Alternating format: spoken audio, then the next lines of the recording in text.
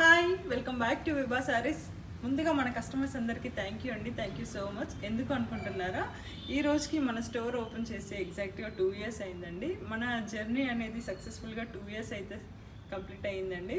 So ఈ సక్సెస్కి కారణం మన కస్టమర్స్ అండి. మీరు మా మీద పెట్టుకున్న నమ్మకం అండ్ మీరు మాకు ఇచ్చే రెస్పాన్స్ చాలా బాగుందండి.